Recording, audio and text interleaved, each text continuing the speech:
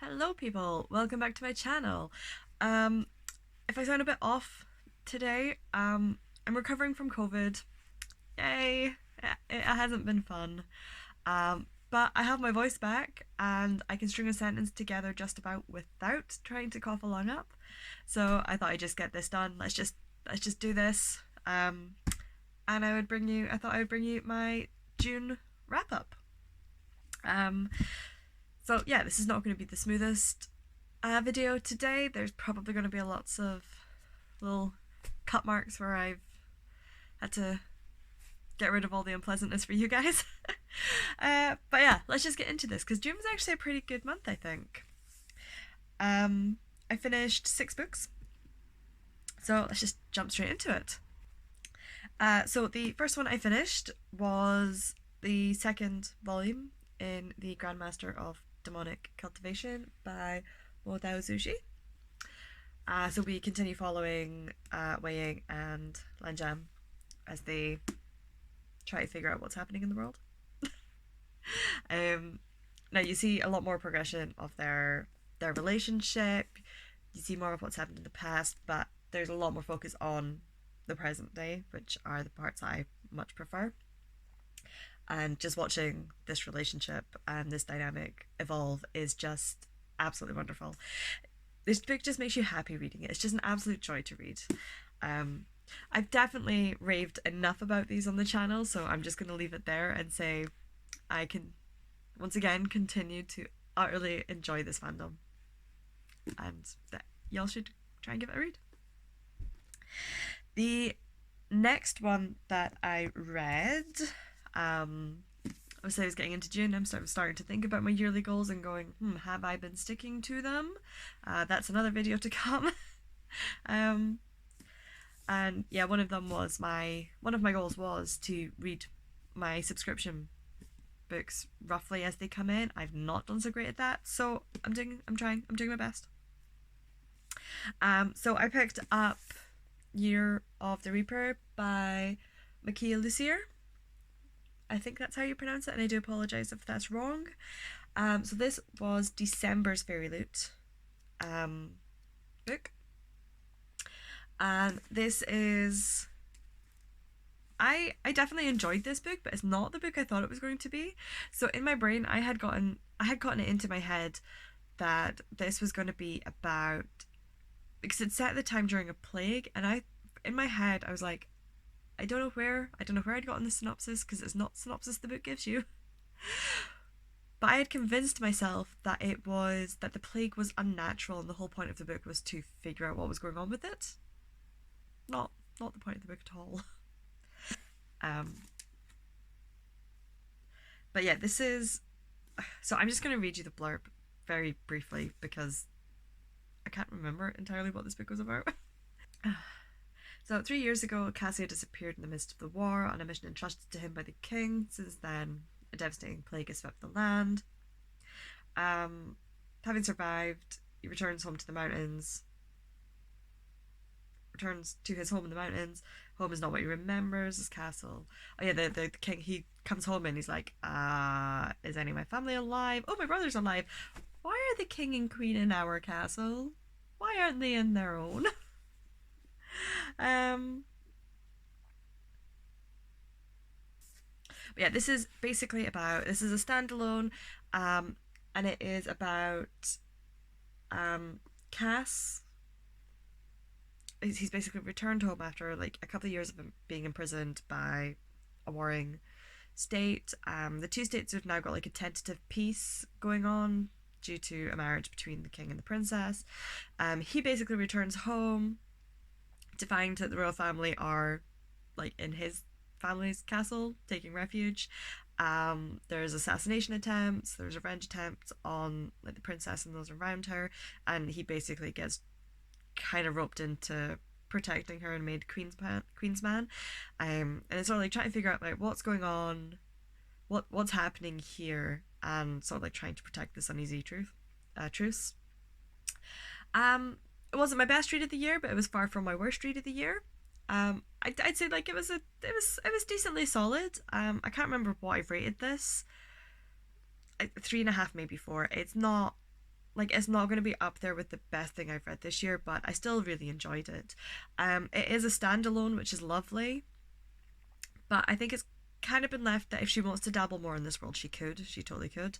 Um, yeah, it was pretty. It was decent. Like, if you want just a nice, relatively easy fantasy, there's not massive world building, but it was decent enough that I could see the world they were in. I really enjoyed some of the interactions you got between some of the characters. And yeah, for the most part, I really enjoyed this.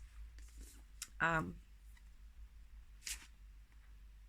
Also, it's the fairy loot.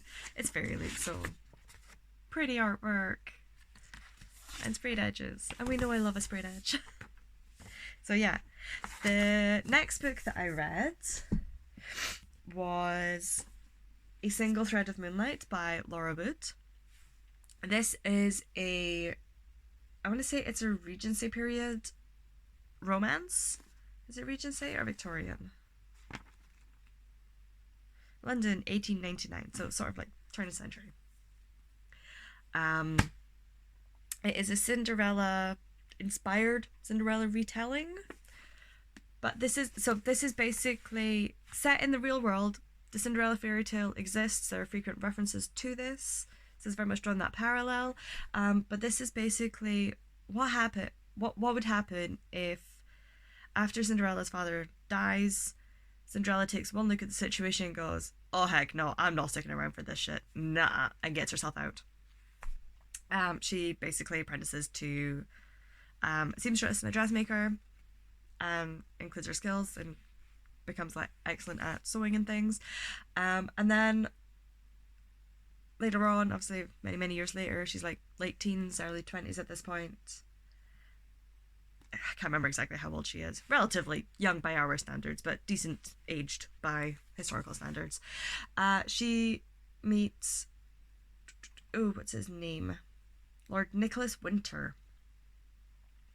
And they basically make this deal to get her kind of back into society and help him take revenge on someone, which just kind of works out quite nicely for her because it involves humiliating her family.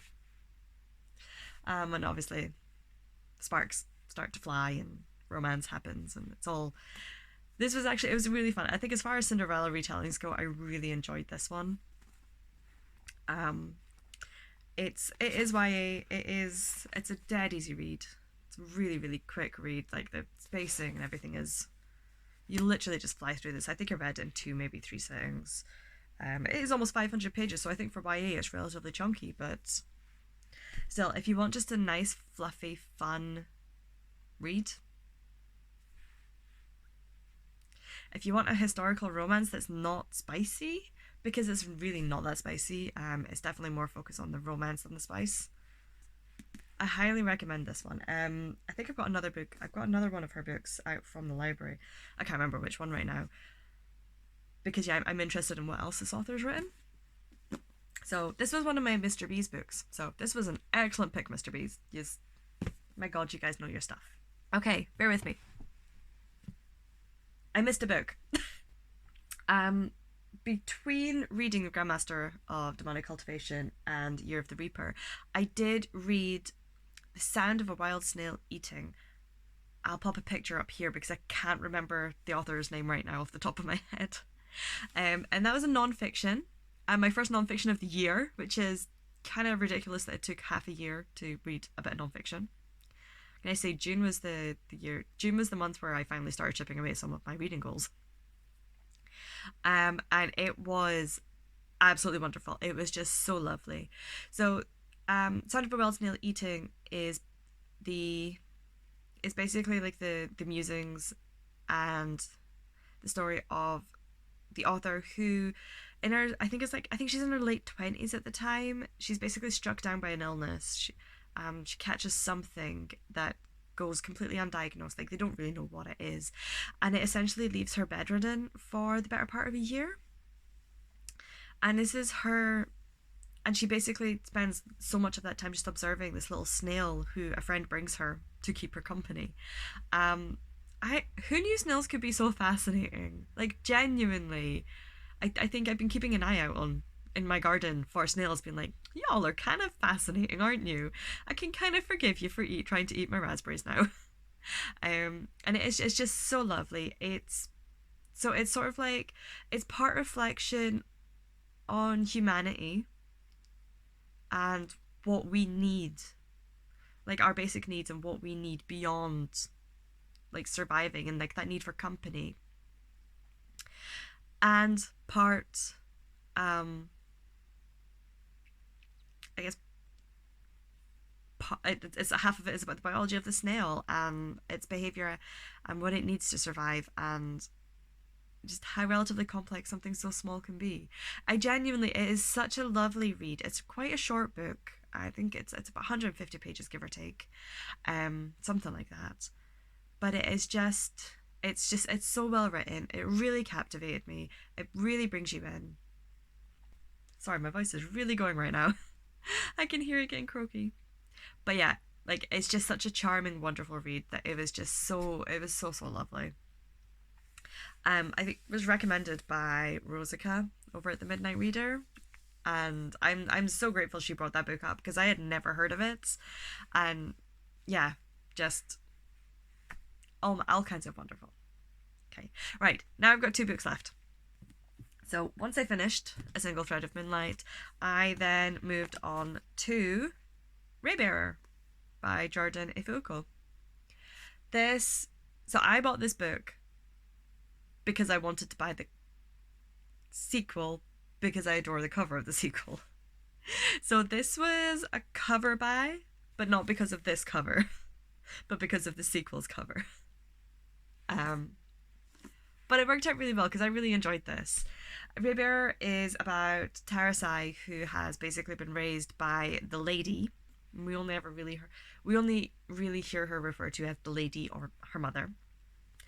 And she's basically been raised in isolation to become a member of the king's council, or the prince's council, because he's not the emperor. The prince who will become emperor. She's basically been raised to become one of his anointed council members, and has been basically, through some twists of magic, she's been given this command that she really cannot disobey. It's very almost, it's almost like genie kind of magic, but not quite. But yeah, she's been given this command that as soon as she loves the prince and the prince loves her back, she must kill him. And the only way to become an anointed member is for them to love each other. Which is a little messed up. But yeah, I really enjoyed this, just seeing all the different takes on various societies that you come across in this, seeing all the various takes on love, because when you first read the cover, I'm like, right, okay, so these two are going to be our main pairing, obviously. But in order for the prince to appoint 11 members, he must love and be loved by 11 members in return. And it's not all romantic love. It explores like familial love and familial loyalty and friendships, and just, yeah, there is just so much more to it than romance. In fact, there's definitely romance in here, but it's not the main focus. So yeah, this actually surprised me how much I really enjoyed this. I think I gave it 4.5 stars because I really, really enjoyed this. So much more than I expected to. Yeah. And yeah, I did then almost immediately jump straight into Redemptor, which is book 2. But before I did that, and Redemptor is not on my June finished list, because my copy of This Wicked Fate turned up. This is the sequel to This Poison Heart by Kailyn Barron.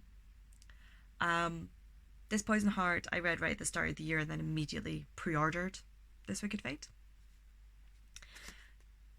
This picks up immediately after, it follows on immediately from This Poison Heart. In fact, you could smoosh the two books together and tell me that they're one book, and you wouldn't really notice a gap. You wouldn't really notice that standpoint in the middle. It's a little bit smaller, which does make me suspect that maybe it was written as one cohesive story and then just trimmed down, because otherwise it would be quite a chunker. So this, yeah, like I say, it follows on immediately from there, where we now have a few extra characters, and I'm trying to think how to describe this without giving away plot that would be spoilers to the first one. I'm kind of struggling, so I'm just not going to. All I'm going to tell you is that for, I think, a third time now, it follows directly on from This Poison Heart. I think I didn't rate it quite as high as This Poison Heart, but I still really enjoyed it, and I think it's still a really good sequel. I think that what I really appreciated about this is that there are certain things going on, and there's basically one character, her mum, who is not connected to the supernatural or any of this. She's very much like, I'm here for my daughter, but I don't actually know what's going on. And I really appreciate that the author basically shows her breaking down and freaking out, because there's so much going on. And I think so much authors at this point would be tempted to have a character like this who's so wholly normal. In a way, she's almost like our token normal character. And by normal I mean non-magical or supernatural. So many authors at this point would be tempted to have a sort of like breakdown, and they go, right, okay, let's do this. She kind of breaks down and is basically, by the end of the book, is still putting herself back together and is still going like, I haven't got a clue what's going on.